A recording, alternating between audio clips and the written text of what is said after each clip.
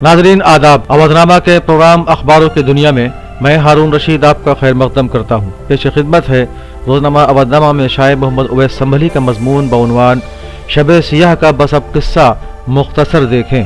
वह संभली लिखते हैं कि मौलाना अबुल कलाम आज़ाद ने कहा था, अगर तुम सिर्फ अपने लिए जिंदा हो तो इसका मतलब यही है कि तुम अपनी कौम के लिए जिंदा लाश हो। मौलाना हुसैन अहमद मदनी ने लिखा है कि मुझे जालिम पर इतना गुस्सा नहीं आता जितना मजलूम पर इस वजह से आता है कि वो अपने ऊपर होने वाले जुल्म के खिलाफ आवाज नहीं उठाता। मौलाना आज़ाद और मौलाना हुसैन अहमद मदनी की रूह को बड़ा सुकून मिल रहा होगा कि उनकी कौम अब ताकत व क़ुव्वत के एक सरचश्मे के तौर पर सामने आई है। एक फैसले ने इस कौम को ऐसा जगा दिया कि शाहीन बाग के एहतजाज में शिरकत करने वाली एक खातून ने कहा, हमें अब किसी पर भरोसा नहीं, न हुकूमत पर और न अपोजिशन पर। हमारी किस्मत अब हमारे हाथ में है। इससे पहले कि CAA और NRC की वजह से मुझे सड़क पर खड़ा किया जाए, मैं खुद इसके खिलाफ सड़क पर उतर आई हूँ। मुझे इस पर फख्र है कि कल जब मेरे बच्चे मुझसे ये सवाल करेंगे कि जिस वक्त ये काला कानून बनाया गया था आप कहाँ थीं, तो मैं उनसे कहूँगी कि मैं इस काले कानून के खिलाफ सड़क पर सदाए एहतजाज बुलंद कर रही थी। उससे जब ये पूछा गया कि इतनी हिम्मत अचानक कहाँ से आई, तो उसका जवाब था, जामिया मिल्लिया इस्लामिया की तालिबात ने सब डर खत्म कर दिया। मरकजी हुकूमत के लिए ऐसी खवातीन सबसे बड़ा चैलेंज है। वो लिखते हैं कि हुकूमत का ये फैसला किसी एक फर्द या फिरके के खिलाफ नहीं है, बल्कि ये आम हिंदुस्तानियों के खिलाफ है। मुल्क के उस चेहरे को बदनुमा बनाने की कोशिश है जिससे पूरी दुनिया में हिंदुस्तान की पहचान थी। मजहब के नाम पर फिरका वारियत की मुलम्माकारी के जरिए ये तासुर देने की कोशिश की जा रही है कि मोदी हुकूमत हिंदुओं की बहुत हमदर्द है और वह मुसलमानों को उनकी हैसियत बताना चाहती है। इसलिए ये कोशिश की जा रही है कि उसको फिरका वाराना रंग दिया जाए और बार बार एक जुमला दोहराया जाता है कि यह शहरियत देने वाला बिल है, इससे किसी की शहरियत नहीं जाएगी। लेकिन लोग अच्छी तरह जान चुके हैं कि हुकूमत की मंशा क्या है और इसीलिए सब कुछ हुकूमत के लिए उल्टा पड़ गया। तमाम मज़ाहिब के मानने वाले हिंदू, मुसलमान, सिख, ईसाई सब इस काले कानून के खिलाफ हुकूमत के सामने आहनी दीवार बनकर खड़े हो गए हैं। पिछले दिनों पंजाब से आए हुए सिखों के एक वफ्द ने शाहीन बाग से मुजाहिरीन के साथ यकजहती का इजहार करते हुए मोदी हुकूमत के होश उड़ा दिए।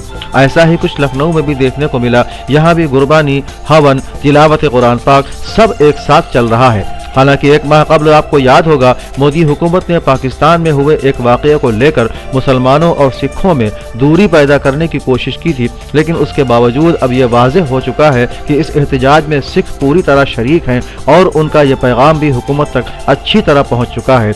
और इसीलिए शहरियत तरमीमी एक्ट को फिरका वाराना रंग देने की कोई भी कोशिश कामयाब नहीं हो सकी है। इसे हिंदुस्तान के आम तनाजुर में तमाम बाशिंदगान देख रहे हैं और समझ रहे हैं। रफ्ता रफ्ता उन पर हकीकत वाज़ेह होती जा रही है। अगर ये मजहबी लड़ाई होती तो क्या हाथों में तिरंगा और बाबा साहब की तस्वीर होती? वह संभली लिखते हैं कि शहरियत देने का कानून हमारे यहाँ पहले से मौजूद था, लेकिन बीजेपी ने CAA लाकर और उसके बाद NRC लाने का बयान एक मरतबा नहीं बार बार देकर सोए हुए मासूम आवाम को जगा दिया।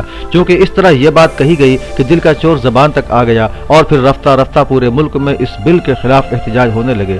जामिया मिल्लिया इस्लामिया के एहतजाज ने जो रंग इख्तियार किया उसने सबसे पहले खवातीन को बेदार कर दिया और चंद ही दिनों के अंदर ये बात सामने आ गई कि इस बार खवातीन ने एहतजाज की कमान संभाल रखी है।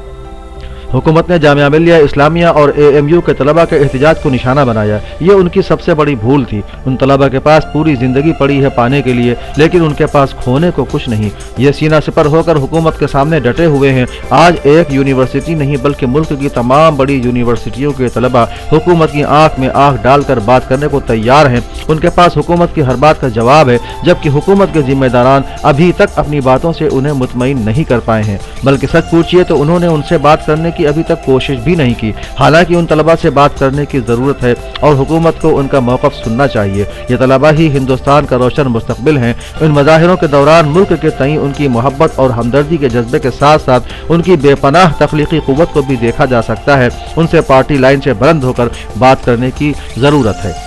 शहरियत कानून के खिलाफ जो लोग एहतजाज कर रहे हैं उनसे बात करने के बजाय हुकूमत ने इस बिल की हिमायत में पूरे मुल्क में रैलियां करने का प्रोग्राम तरतीब दे दिया है। सवाल यह है कि वो लोग जो बकौल हुकूमत के इस कानून को समझ नहीं पा रहे हैं उनको समझाने के लिए हुकूमत के पास वक्त नहीं। और रैलियों में जिस जबान का इस्तेमाल वजीर दाखिला और उत्तर प्रदेश के वजीर आला कर रहे हैं उससे साफ जाहिर है कि फिलहाल हुकूमत इक़्तिदार के नशे में है। वो आवाम की ताकत को भूल चुकी है। पूरी दुनिया में हुकूमत की पॉलिसियाँ तनकीद का निशाना बनाई जा रही हैं مغربی ممالک میں اس قانون کے خلاف احتجاج ہو رہے ہیں، ہندوستان کی ساکھ داؤ پر لگ چکی ہے، لیکن حکومت اپنے آپ میں مگن ہے۔ ایسا لگتا ہے کہ کچھ خاص قسم کا نظریہ رکھنے والے لوگ یہ سوچ رہے ہیں کہ ابھی نہیں تو کبھی نہیں۔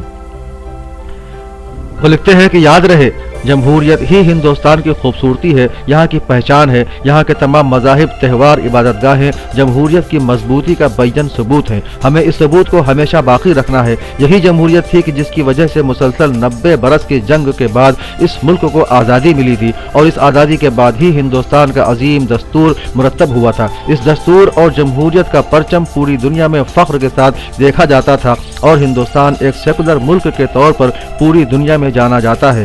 حالیہ دنوں میں جو کچھ ملک کے اندر ہو رہا ہے، اس سے بہت سے لوگوں کو یہ اندیشہ لاحق ہونے لگا ہے کہ کیا ہندوستان کی سیکولرزم والی شبیہ باقی رہ پائے گی۔